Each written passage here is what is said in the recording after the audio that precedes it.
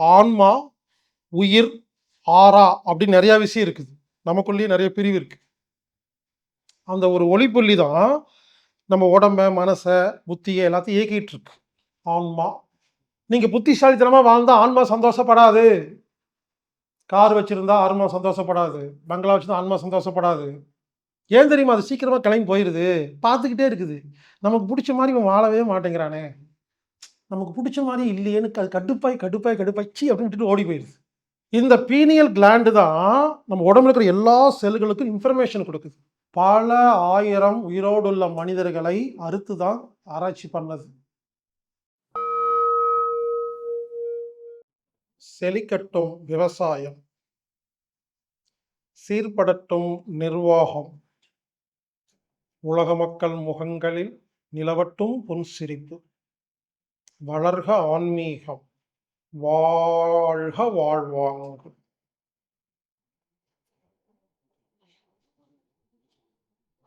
உடல், மனம், புத்தி, ஆன்மா, உயிர், ஆறா அப்படின்னு நிறைய விஷயம் இருக்குது. நமக்குள்ளேயே நிறைய பிரிவு இருக்கு. இதை ஒவ்வொன்றையும் கத்துக்கும் பொழுது ஒவ்வொரு விதமான பரிணாமங்கள் நம்ம மாறுறோம். உடல், பாடி. மனம், மைண்ட். புத்தி, பிரெயின்னு சொல்லலாம், இன்டலெக்ட்னு சொல்லலாம். ஆன்மா, உயிர், இப்படி நிறைய விஷயங்கள் இருக்கு. ஆன்மா அப்படிங்கன்னா அது ஒரு ஒரு ஒளி புள்ளி, கண்ணுக்கே தெரியாத ஒரு புள்ளி. அந்த புள்ளி தான் நாம. அந்த ஒரு ஒளி புள்ளி தான் நம்ம உடம்ப, மனச, புத்திய எல்லாத்தையும் இயக்கிட்டு இருக்கு. ஆன்மா. ஆன்மாவும் இந்த உடம்பு, மனசு, புத்தி இருக்கு. அதுக்குள்ள லிங்க், கனெக்ஷனுக்கு பேர் தான் உயிர். இப்போ செல்ஃபோன்ல சார்ஜ் போடுறதுன்னா, அங்க ஒரு மண்டை இருக்கும். அத போட்டுருவோம். அதுலேருந்து ஒரு ஒயர் வந்து கனெக்ட் ஆகுது இல்லைங்களா? இந்த இந்த செல்ஃபோன் தான் உடம்பு. அந்த கரண்ட்ல அது வந்து ஆன்மான்னு வச்சுக்கங்க. 2 கனெக்ஷன் வரும். நடுவுல ஒரு கனெக்ஷனுக்கு பேர் தான் உயிர். உயிர் போயிருச்சு அப்படின்னா, கனெக்ஷன் போயிருச்சுன்னு அர்த்தம். கனெக்ஷன் தான் போயிருச்சு. ஆன்மா அங்க இருக்குது, உடம்பு இங்க இருக்கு. ஆன்மா கனெக்ஷன், உயிரும் ஆன்மாவும் கனெக்ஷன் இல்லாதனால உடம்பு அழுகி போகுது. அவ்வளோதான், அதோட லிமிட் முடிஞ்சிருச்சு. பட் ஆன்மா அங்க தான் இருக்கு. உயிர் மட்டும் தான் போச்சு. உயிர் என்பது கனெக்ஷன். எதுக்கு இந்த ஆன்மா, உயிர பத்தியெல்லாம் பேசிட்டு இருக்கேன்னா, நல்லா கவனிங்க.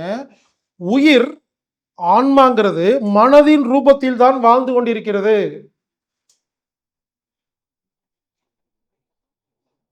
நீங்க இன்னைக்கு இப்ப மனசுக்கு புடிச்ச மாரி வாழ்ந்தீங்கன்னா, ஆன்மா சந்தோஷப்படும். மனக்கு புடிக்காத வாழ்ந்தீங்கன்னா, ஆன்மாக்கு துன்பம். நீங்க புத்திசாலித்தனமா வாழ்ந்தா ஆன்மா சந்தோஷப்படாது. கார் வச்சிருந்தா ஆன்மா சந்தோஷப்படாது. பங்களா வச்சிருந்தா ஆன்மா சந்தோஷப்படாது. அதனால உங்களுக்கு சந்தோஷம் அதாவது பிடிச்சிருக்கு இல்லையா? புரிஞ்சுக்கங்க. மனம் எப்பொழுது மகிழ்ச்சியாக இருக்கிறதோ, அப்பொழுது மட்டும் தான் உங்கள் ஆன்மா சந்தோஷப்படுகிறது. ஆன்மா என்பது மனதின் ரூபத்தில் தான் இந்த வாழ்ந்து கொண்டிருக்கிறது. அப்ப நம்ம ஆன்மாவுக்கு ஹாப்பினஸ் குடுக்கணும்னா, மனசு குடுத்தா போதுங்க. புரிஞ்சுக்கணும். ட்ரெஸ் அழகா போட்டோம்னா, இது உடம்புக்கு தான் அது. இது ஆன்மாக்கு கிடையாதுங்க. இந்த ட்ரெஸ் போட்டனால நாம மகிழ்ச்சி அடைஞ்சா, அந்த மகிழ்ச்சி தான் ஆன்மாக்கு போகும்.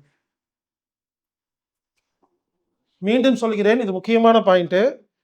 நமது உயிர், ஆன்மா மனதின் ரூபத்தில் தான் வாழ்கிறது. ஏன் தெரியுமா? அது சீக்கிரமா கிளம்பி போயிருது. பார்த்துக்கிட்டே இருக்குது. நமக்கு புடிச்ச மாரி இவன் வாழவே மாட்டேங்கிறானே! நமக்கு புடிச்ச மாரி இல்லையேன்னு கடுப்பாய் ச்சீ அப்படின்னு விட்டுட்டு ஓடி போயிருது. அதுக்கு புடிச்ச மாரி இருந்தா, அது ரொம்ப நாள் நம்ம கூட இருக்கும். அது எல்லாத்தையும் பார்த்துக்கும்.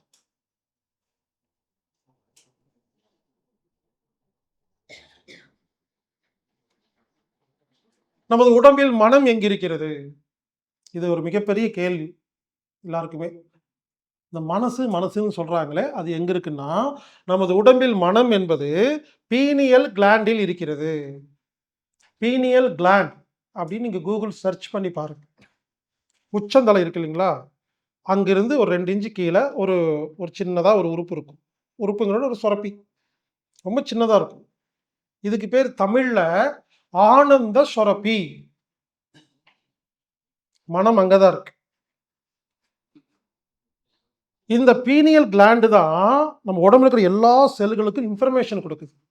என்ன செய்யணும் செய்யக்கூடாதுன்னு எல்லாமே அங்கிருந்து தான் வருங்க.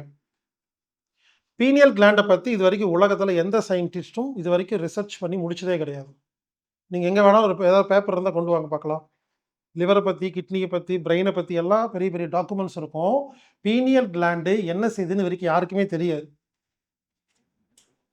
என்ன பண்ணியிருக்காங்க, ஆரம்ப காலகட்டத்தில் செத்துப்போன ஒருத்தங்களுடைய பீனியல் கிளாண்டை உடச்சி பார்த்துருக்காங்க. உள்ள ஒன்றுமே இல்லையாமா, கண்ணுக்கு தெரியாத விஷயங்கள். ஸோ அந்த பீனியல் கிளாண்டை பற்றி தானே இப்போ படிக்க போகிறோம். பீனியல் கிளாண்டும் ஒன்று தான். மனம் இருக்கும் இடம் பீனியல் கிளாண்டு. உயிர், ஆன்மா எல்லாமே பீனியல் கிளாண்டு தான். அது இல்லாத ஒரு மனிதன் உயிரோட வாழ முடியாது. இருதயம் வேணால் மாற்று அறுவை சிகிச்சை பண்ணிக்கலாம், மூளையே மாற்றி வச்சுக்கலாம், உடம்புல இருக்கிற எல்லா உறுப்பையும் மாற்றி வச்சிடலாங்க, இருதயத்தையே மாற்றி வைக்கலாம். புரிஞ்சுக்குங்க. பீனியல் கிளாண்டு மட்டும் இல்லைன்னா உயிர் போயிடும். அதுக்கப்புறம் உடம்பு இருக்காது. அதை மட்டும் மாற்று அறுவை சிகிச்சை பண்ண முடியாது. அதை பற்றி யாருமே ஆராய்ச்சி பண்ணல. எனவே எனது கணிப்பு அங்கதான் இருக்குன்னு சொல்றேன். எனக்கு கணிப்பு, இத்தனை வருஷம் அனுபவத்துல கணிப்புல நமது உயிர், நமது ஆன்மா, நமது மனம் எல்லாமே இருக்கும் இடம் பீனியல் கிளாண்ட்.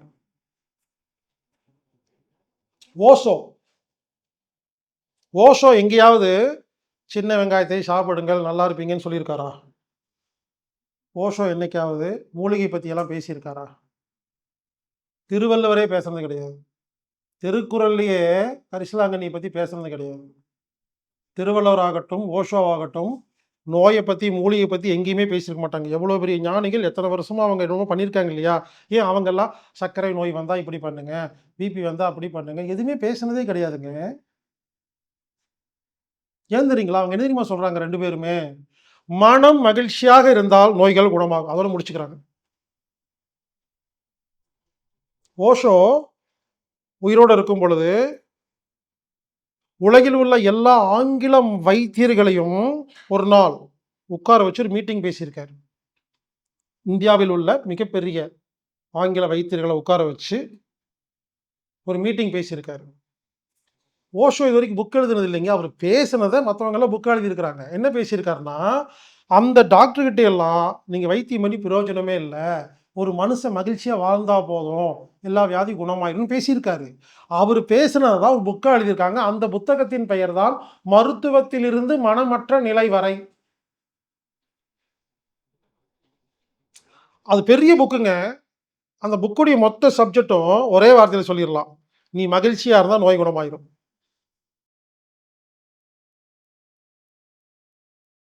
நமது உடம்புல உள்ள வெப்பநிலை வந்து 37 டிகிரி இருக்கும். ஒரு மனிதனுடைய ஆரோக்கியமான உள் வெப்பநிலை 37 டிகிரி. இது அதிகமான வியாதி, கம்மியான வியாதி. சரக்கலை பயிற்சியை ரெகுலரா பண்ணிட்டு வந்தா 37 டிகிரி மெயின்டைன் ஆகுது. ரொம்ப சிம்பிளா இருக்கு. பிரச்சனையை சரி பண்ணாம சரத்தை சரி பண்ணா அந்த பிரச்சனை சரியாகுதுதான் மெயின் கான்செப்ட். ஒருத்தருக்கு 50 லட்சம் கடன் இருக்குன்னா இந்த கடனுக்கு எங்க பணத்தை வாங்கி என்ன அப்படி யோசிக்கிறது விட்டுட்டு சரக்கலை தொடர்ந்து பண்ண இது ஒழுங்கான ஒண்ணு நமக்கு ஆட்டோமேட்டிக்கா ஐடியா கிடைக்குது, ஆட்டோமேட்டிக்கா ஆப்பர்ச்சுனிட்டி கிடைக்குது, ஆட்டோமேட்டிக்கா அதுக்கான எனர்ஜி கிடைக்குது. அட்லீஸ்ட் அந்த பிரச்சனையை ஃபேஸ் பண்றதுக்கு ஒரு தைரியம் கிடைக்குது. எல்லாத்துக்கும் ஒரே தீர்வா இருக்குங்கிற சரகலையோட செயல்பாடுகள் எப்படி இருக்கும், இதுல எந்தெந்த விஷயங்களை சார் தெரிஞ்சுக்க முடியும் அப்படின்னு ஒரு சில விஷயங்கள் இருக்கும் சார். உதாரணத்துக்கு பாத்தீங்கன்னா, காலையில எந்திரிக்கிறோம். இந்த சரக்கலையில என்ன ரொம்ப முக்கியமான விஷயம் என்னன்னா, காலையில சூரிய உதிக்கிறதுக்கு முன்னால, சூரிய உதிச்சதுக்கு அப்புறமா ரெண்டா பிரிக்கிறோம். அடுத்தது திங்கள், செவ்வாய், புதன், வியாழன், வெள்ளி கிழமையை பிரிக்கிறோம். வியாழக்கிழமையில மட்டும் தேய்பிறை, வளர்பிறை பிரிப்போம். இந்த கிழமையில இந்த நேரத்துல நாடி இந்த பக்கம் தான் போகணும்னு ரூல்ஸ் இருக்கும். இப்ப காலை எந்திரிச்சோடனே நம்ம செக் பண்ணி பார்க்கிறோம். ஓகே, இந்த கிழமையில இந்த நேரத்துல இருக்கிற மூச்சு ஒழுங்கா இருக்குன்னா அன்னைக்கு நம்ம செய்யற செயலெல்லாம் நமக்கு சாதகமா இருக்கும். இப்போ வந்து காலை நான் எந்திரிச்ச உடனே இதே மாதிரி வச்சு பாக்குறேன். இன்னைக்கு நாள் வந்து எனக்கு ரொம்ப மோசமா இருக்குன்னு தெரிஞ்சு போச்சு. அது தெரிஞ்சதுக்கு அப்புறம் என்னால என்ன பண்ண முடியாதுன்னா எந்த வேலையும் என்னால செய்ய முடியாது. நான் என்ன முடிக்கல. அது தெரிஞ்சதுக்கு அப்புறமா அதை எப்படி மாத்துறதுன்னு சொல்லி கொடுக்குறாங்க. அங்கதான் முக்கியமான விஷயம். சோ இப்ப நாடி சரியில்லைன்னா இங்க சரி இருக்கா இல்லையான்னு மட்டும் கத்துக்கிறது இல்ல, சரி பண்றதுக்கான பயிற்சியும் கொடுக்கப்படுது. அப்ப இன்னைக்கு சரியில்லைன்னா கன்ஃபார்ம் பண்ணிட்டு ஓகே அப்ப சரியில்லைன்ட்டு அதை எப்படி மாத்துறது, பண்றது, இன்னைக்கு எப்படி நம்ம டீல் பண்றது கத்துக்கிட்டு பண்ணிட்டா இன்னைக்கு எல்லா நாளுமே நமக்கு சாதகமான நாளா மாத்தலாம். அதான் சரக்கலை. 7 நாள் ஆன்லைன் வகுப்பு அப்படின்னு சொல்றீங்க. ஆனா 1 மாத வகுப்புன்னு சொல்றீங்க. இது என்ன சார்? 2க்கு என்ன சார் வித்தியாசம்? வெறும் 7 நாள் ஆன்லைன் வகுப்பு மட்டுமே கத்துக்கிட்டு ஒருத்தரால பயிற்சி பண்ணி முழுமை பெற முடியாது. சொல்லிக் கொடுக்கும்போது நல்லா இருக்கும். அது போய் பிராக்டிஸ் பண்ணும்போது தான் தடுமாறுன்னு வச்சுங்களேன். இப்போ 7 நாள் ஆன்லைன் வகுப்புல முதல்ல இருக்கிற எல்லாமே சொல்லிக் கொடுத்துருவோம். அது சொல்லிக் கொடுத்த அன்னையிலிருந்து அவங்க எல்லாம் பயிற்சி பண்ண ஆரம்பிக்கணும். ஃபார் எக்ஸாம்பிள், ஒரு எதிரில் இருக்கிறவர் உண்மை பேசுறாரா பொய் பேசுறாருங்கிறத எப்படி கண்டுபிடிக்கணும் சொல்லிக் கொடுத்துட்டோம்னா கத்துக்கிட்டு சும்மா வச்சிருக்கூடாது. அடுத்த நாள் காலை எதிர்க்க பேசும்போது பார்க்கணும். சோ 1 மாசத்துல எல்லாருமே பயிற்சி பண்ணி கேள்வி கேட்டு புரிஞ்சா மட்டும்தான் இந்த கலை சக்சஸ் ஆகுமே தவிர சும்மா கத்து வச்சுக்கிட்டா சக்சஸ் ஆகாது. அன்பு நண்பர்களே, இந்த அற்புதமான சரக்கலை பயிற்சி 1 மாத வகுப்பு ஏற்பாடு செய்யப்பட்டுள்ளது.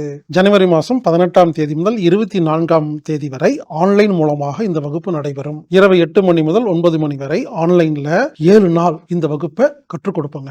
இந்த 7 நாள் முடிஞ்சதுக்கு அப்புறமா 23 நாட்கள்ல நீங்க பயிற்சி செஞ்சு அதுல வர சந்தேகங்களை எல்லாம் கேட்டு அதுக்கு ஒரு குரூப் கிரியேட் பண்ணி சேனல் கிரியேட் பண்ணி உங்க சந்தேகத்தை எல்லாம் கிளியர் பண்ணணும். ஆனா புரிஞ்சுக்குங்க, வெறும் கத்துக்கிட்டா மட்டும் இந்த பயிற்சி கைவல்யமாகாது. கத்துக்கணும், புரிஞ்சுக்கணும், அதை நீங்க நடைமுறைப்படுத்தணும், சந்தேகம் வரும் கேட்கணும்.